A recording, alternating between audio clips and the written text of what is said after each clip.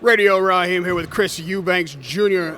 Listen, you're a middleweight. That's an impacted division. It's a tough division. Where do you place yourself or rank yourself amongst the middleweights out right now? I'm at the top. I can mix it with the best of them. I truly believe that. So now I just have to put myself in a position to show the public what I'm made of. And obviously a fight like this with Gary O'Sullivan just puts another notch on my belt to me gaining the steps to be able to share the ring with the top-rated fighters in the middleweight division.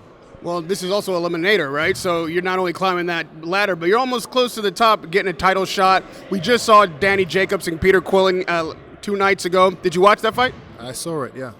What? Tell me. I mean, it wasn't long. It was 80 seconds. You can tell me what you thought going through it, the progression.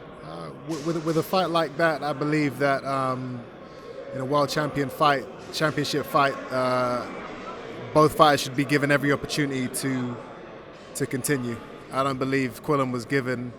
I think he could have gone. He wasn't down. He wasn't on the canvas. Yeah, his legs were shaken, but as a champion, we were able to.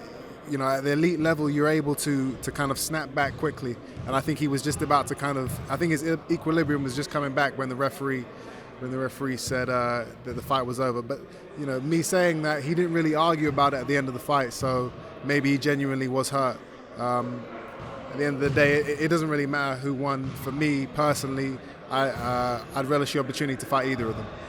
That was a battle for Brooklyn. Those guys consider themselves rivals. You and O'Sullivan have had your rivalry, too. It seems to be running deep and tensions are high. How much does that either sharpen you, give you an edge, or does it bother you? That kind of stuff affects fighters differently. I don't let anything bother me. For me, I keep my emotions out of boxing. It doesn't matter how disrespectful, how ignorant my opponent is in the things that he says to me leading up to the fight. I keep everything calm, cool, and collected. He's done a lot of trash talking over the years, and now he's going to have to back up his words. If you are successful against Sullivan and become that mandatory, how do you see the matchup working with you and Daniel Jacobs? I think it'll be a great fight. We actually have similar styles from what I've seen, but I believe the heart, the grit, and the determination that I have won't let anybody, overcome me. I'm in a mindset where, I want to go straight to the top, and I believe I can do that. You're a power puncher, but he's shown power as well. He's got a big knockout ratio. What you saw Saturday night, did that give you pause at all? Do you feel like not only is he heavy-handed, but skilled as well? Well, I have every confidence in my punch-taking ability. I know I can take a punch. I know I have a very solid chin, just like my father did. So when I come up against these big punches, it doesn't really faze me. That's not what's going to beat me. So you can punch as hard as you want. For me, it's about technique and speed. Those are the two things that I think are the best attributes for a fighter to have. And lastly, Chris, on this side of the pond, you've got a huge fan base. You may be fighting Daniel Jacobs if you're successful, but there's 2 other middleweights out there that are at the top of the game. Obviously, we've got Canelo and we've got Triple G in that matchup. How do you see that matchup going, were it to take place? The matchup between those 2 fighters? Yeah, Canelo and Triple G. What, they're fighting?